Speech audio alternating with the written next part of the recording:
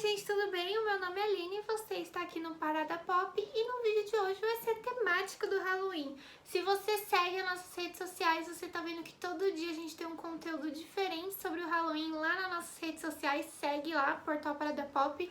E aqui não vai ser diferente. Hoje eu vou falar sobre 6 histórias bem esquisitas de bastidores de filmes de terror.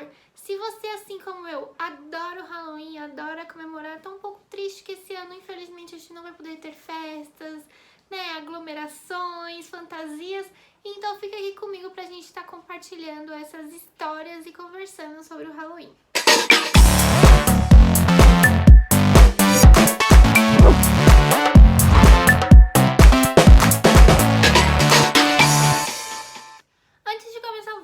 Queria falar pra vocês que eu tô com um cenário um pouco diferente, não tá aparecendo o quadro do Parada Pop, nem tô com um fundo amarelo, porque tá chovendo esse final de semana inteirinho e a câmera tá pegando muito barulho da chuva, apesar de usar microfone, toda a aparelhagem tá dando muito raio, então eu vim pra outro lugar aqui gravar, então vai ficar com esse fundo aqui mesmo, mas tudo bem, a gente segue por aí.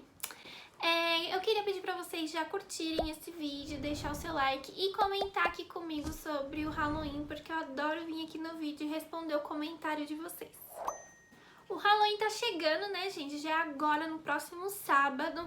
E a gente sempre prepara pra vocês listas de filmes, séries. A gente sempre comenta sobre o que a gente tem pra assistir esse ano.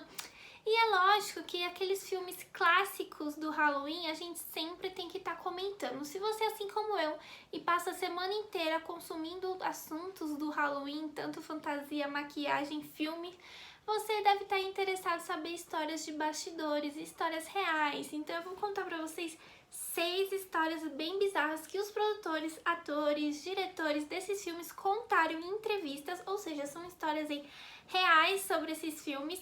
E aí eu vou já te dar uma dica aqui, se você tem medo, se você tem algum receio, olha, então não assiste esse vídeo até o final. Mas se você gosta mesmo assim, fica aqui comigo e já prepara a luzinha ali pra deixar acesa no seu quarto. O filme Invocação do Mal, de 2003, é um dos filmes clássicos, assim, do Halloween, né? A gente sempre vai falar dele. Ele é estrelado pela Joey King, da Barraca do Beijo, que a gente sempre tá falando dela por aqui. E ela era muito pequenininha naquela época que ela fez o filme, né? Porém, na história aí, pra quem não acompanhou ou quem não lembra, a mãe da Joey King na história, ela é possuída por uma entidade maligna e ela acaba tendo vários hematomas roxos, assim, várias manchas pelo corpo. E a pequena Joey King, durante as filmagens, falou em entrevista que ela também teve vários hematomas aparecendo pelo corpo. E aí, como ela era criança, os produtores, a equipe de maquiagem achava que ela tava pregando uma peça na galera, que ela tava se machucando de propósito pra parecer com o filme. Mas não, ela disse que até os maquiadores teve que passar álcool pra ver se saíam as manchas, mas aquelas manchas não saíam. E aí tiveram que levar ela no médico pra ver o que ela tinha, porque tava muito estranha essa história. Aí eles descobriram que ela tinha uma doença no sangue que fazia ela ter essas manchas roxas pelo corpo. Ela disse em entrevista que essa doença chama ITP, que é trombocitopenia primária imune. Eu tô com ela anotada aqui, porque é um nome bem comprido. E aí falaram que ela tinha que fazer um tratamento, mas sim que acabou as filmagens de Invocação do Mal, essas manchas sumiram e aí ela não precisou fazer nenhum tratamento. E aí é por isso que essa história fica um pouquinho mais bizarra, né? Porque é muito parecido com o que estava acontecendo lá no filme. Levaram aquela criança no médico e aí depois não precisou fazer tratamento nenhum. Bom, em número 2, vamos falar sobre Annabelle, aquela boneca bem bonitinha, sabe? Então, o diretor tem uma história bem bizarra sobre os bastidores desse filme, escuta só. John, o diretor, disse que viu uma espécie de garras em uma das janelas do local da gravação. E um dos demônios que aparece ali no filme de Annabelle é exatamente nesse formato de garras que eles iam usar. Então ele já achou aquilo bem esquisito. E aí esse personagem que ia ser morto por esse demônio com garras, ele tava passando no corredor onde o personagem dele ia ser morto. E aí uma da iluminação do set caiu em cima da cabeça dele, Não matou ele, obviamente, mas machucou um pouco. Mas toda a situação ficou bem bizarra e ele conta que ele ficou com bastante medo e assustado durante a gravação por conta dessa garra ser muito parecida com o que estava escrito no roteiro e também por conta da cena da iluminação ter caído na cabeça do personagem bem no momento que eles estavam gravando uma cena que seria extremamente parecida. Em terceiro lugar vai ser o filme O Corvo, de 1994. Infelizmente essa história, apesar de ser bastidores, ela também é bizarra, mas também é muito triste, bem mais do que eu tava falando que é só superstições e nada muito grave aconteceu.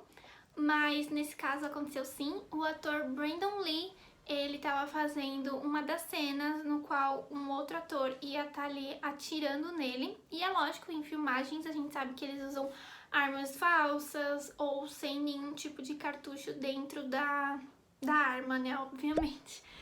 E essa arma que foi pega pra fazer essa cena, infelizmente estava com uma bala dentro e ele foi atingido no peito por essa bala. E ele, apesar de ter sido socorrido pela produção, foi levado ao hospital, mas ele não resistiu à bala que alojou ali no peito dele e ele acabou falecendo. Em quarto lugar, a gente tem o filme O Exorcismo de Emily Rose, onde a protagonista, a atriz Jennifer, conta uma história de bastidores que depois outros atores do filme confirmaram a história dela, no qual onde eles estavam hospedados no hotel tinha rádio naquela época, né, que foi em 2005. Hoje em dia é difícil ter rádio dentro de quarto de hotel, né? Mas enfim, que ele tinha problema estático, esse rádio, e ele acabava do nada começando a tocar uma música chamada Alive, da banda Pearl Jam, e o elenco começou a comentar sobre isso, que todos os quartos estavam acontecendo a mesma coisa com os rádios.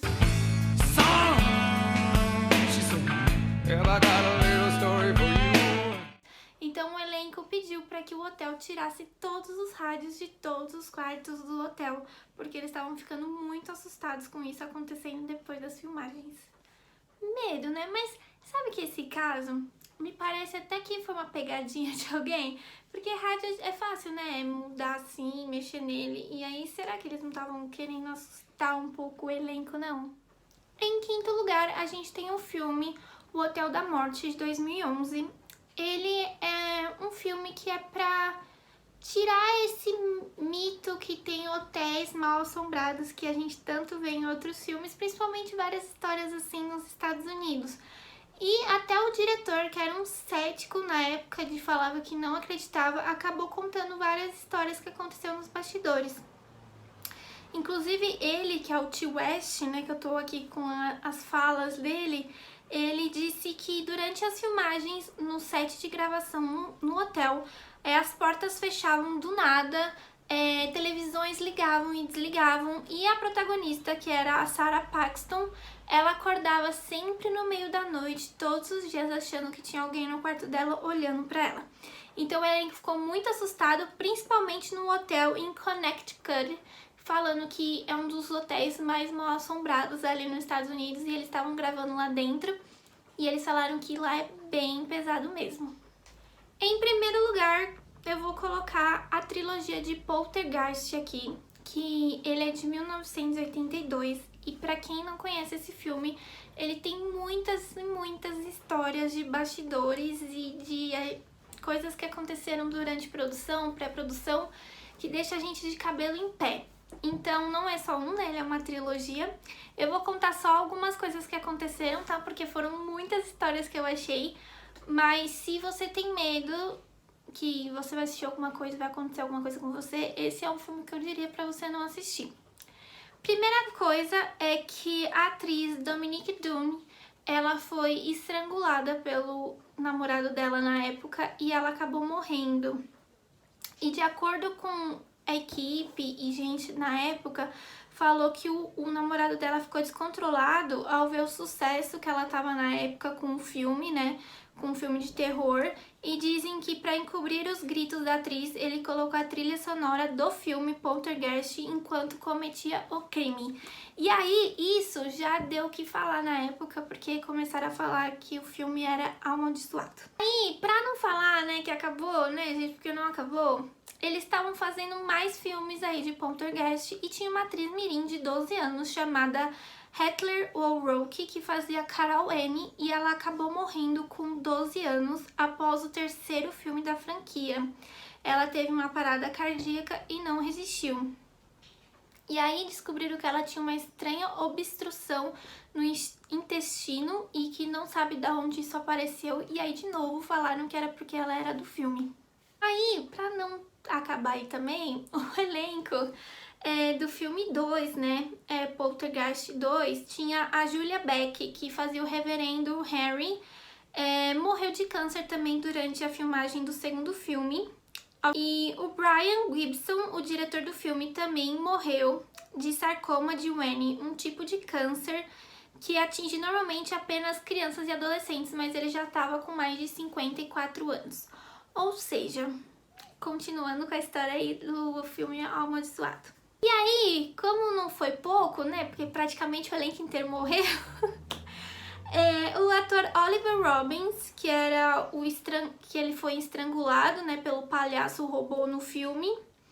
Acontece que o aparelho estava com problemas e causou um acidente na hora e quase fez que ele realmente fosse estrangulado por aquele robô.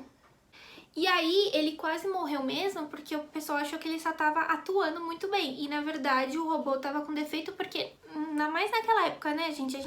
O filme é muito antigo. Eles usavam não tão efeitos especiais como a gente tem hoje, né? Mas tinha aqueles bonecos robôs mesmo pra fazer algumas cenas. E aí ele tava realmente enforcando o ator. E o pessoal achava que ele só tava ali atuando muito bem, quando na verdade ele tava sufocando mesmo. Mas ele conseguiu resistir. Esse aí pelo menos se safou, viu, gente? Então tem muitas histórias, tá, gente? Tem muitas histórias de filmes de terror. Eu só quis pegar, assim, mais ou menos os clássicos, que eu sei que todo mundo acaba repetindo, já assistiu, assiste de novo, pra gente estar lembrando dessas histórias. Não é legal ficar pensando nisso na hora que você estiver vendo o filme, tá, gente? Deixa pra, sei lá, ou se for assiste de tarde, não assiste de noite, não. Mas é isso, né? Eu fico imaginando como essa produção, como é pros atores gravar esses tipos de filme que são bem pesados, assim, né? Psicologicamente, eu sei que eles têm acompanhamento e tudo mais, mas esses filmes que são clássicos, que são muito antigos, não tinham tanta tecnologia, tanto acompanhamento como os atores têm hoje em dia. Então devia ser bem complicado pra eles. É isso, gente. Esse é o nosso especial de Halloween dessa semana aqui no YouTube. Se você gosta do assunto, não deixa de entrar lá nas nossas redes sociais, porque, sério, a gente tá falando de maquiagem, a gente tá falando de comida, a gente tá falando de filme, de série, de tudo que acontece pra animar o nosso Halloween, que infelizmente esse ano, né, por conta da pandemia, tá mais tristonho. Acompanha a gente ali no nosso site também, que é paradapop.com. E é isso, um beijo, eu vejo vocês por aí. Tchau!